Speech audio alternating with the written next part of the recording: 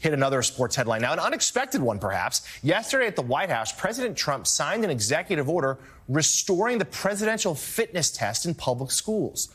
The program, which was originally established back in 1956, assessed students' physical fitness through exercises like runnings, push-ups, and sit-ups.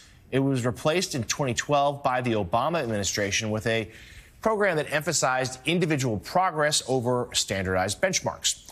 Trump made the announcement while introducing his new Council on Sports, Fitness, and Nutrition, while he was flanked by pro golfer Bryson DeChambeau, NFL kicker Harrison Butker, Hall of Fame NFL linebacker Lawrence Taylor, and Chief Content Officer of the WWE, former pro wrestler Paul Triple H Levesque.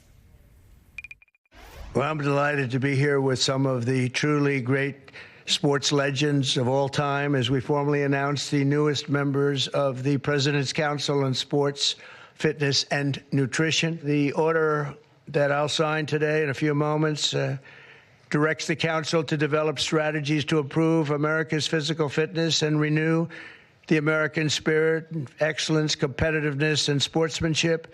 To that end, I'm pleased to announce that we're officially restoring the Presidential Fitness Test and the Presidential Fitness Award, and it's going to be a very big thing.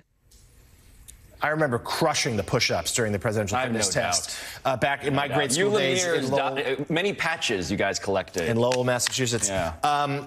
Okay, it's back. I will say, though, he was joined by a somewhat problematic group of celebrity athletes. I mean, Lawrence Taylor, one of the maybe the greatest defensive player of all time, also at one point literally a registered sex offender. Triple H, notably not a professional athlete. There he is. The guy on the right that Donald Trump also needed help identifying at one point in this video.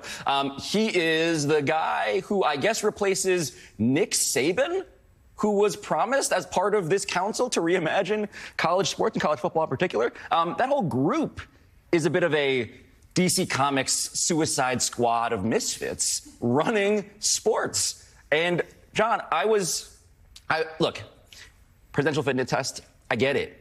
I actually think that's a good thing to bring back. Sure. I believe that, maybe I'm just showing my age now. I believe that trophy culture in America is what growing up was like. I needed to stress out about the pull-ups. I still reckon with this. America, not easy for your guy. However, the other stuff about, like, we're going to do stuff that now isn't, I don't know, in the remaking of sports in America, trust us. Right. I'm like, there's a Supreme Court decision. There are settlements. There's Triple H now. Yeah, and RFK and Jen Palmieri, Robert Kennedy Jr. there as well. Presidential fitness test. Yeah, that's probably a good thing. But it's another example of how Trump makes everything political. Also, there, Harrison Butker, the Kansas City Chiefs kicker, who made some, drew the ire of many for what was perceived as like really controversial sexist remarks. Yeah. I know, and I was trying to keep the news that Lawrence Taylor was part of this for my husband, who is a diehard Giants fan, and LT's a real problematic guy too. So I think it's great. I'm like for it coming back. When I first heard about it, I thought maybe Donald Trump would take the presidential fitness test, but I don't think that's probably in the cards. I suspect if Barack Obama had not been the president that had undone this, it probably would not have gotten brought back. But it's like another thing that a Democrat did, so he's got to undo it. Eugene? Could you pass the fitness test? Absolutely. I played college football, baby. So I could absolutely pass it. Maybe back then you could pass it, but now could you pass it? Yeah, these knees still bend. They still do all the things. The back heel reaches, I can still do it. I'm with Pablo. I have like kind of fond memories of freaking out about the pull-ups when I was young and being like, I had these like tiny arms and could I do it? And so, I eventually like jumped into one probably, but no. I'm totally fine with this being brought back, even though this is a misfit group of ambassadors, let's put it that way.